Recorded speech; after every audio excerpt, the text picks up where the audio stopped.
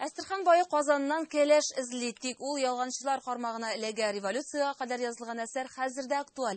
Тинчурин театр сәхнәсендә бүген премьера «Назлы кияү» музыкаль комедия. Анда 6 төрле музыка коралына кушылып җырлыйлар. Репетициядән Финзия Газизова.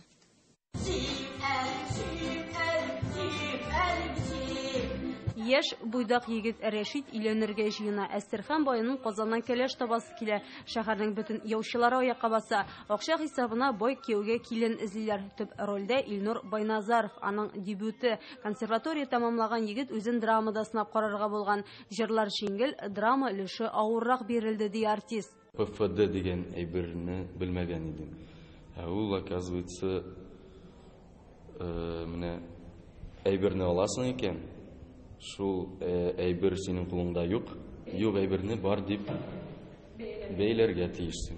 Кияү Нәзберек Казан кызларын ул ошатмый. Революцияга кадәр язылган әсәр бүген дә актуаль. Тик менә борынгы сүзләрне өйрәнү кыенрак булган. Мәсәлән, шулык Рәфикый, карчыклар васифәсе белән дигән тәрәккый заманасы дигән сүзләр бүгенге телдә бит инде алар төшеп калган кулланылыштан. Әмма җырлар тере тавышка башкарыла, милли көйләр яңгырый, аларны курай, флейта кебек 6 уен коралында башкаралар. Кине әлеге премьерага дип Мәсгуд Имашев махсус язган. Актерларга уйнарга да, җырларга да, биергә дә туры килә.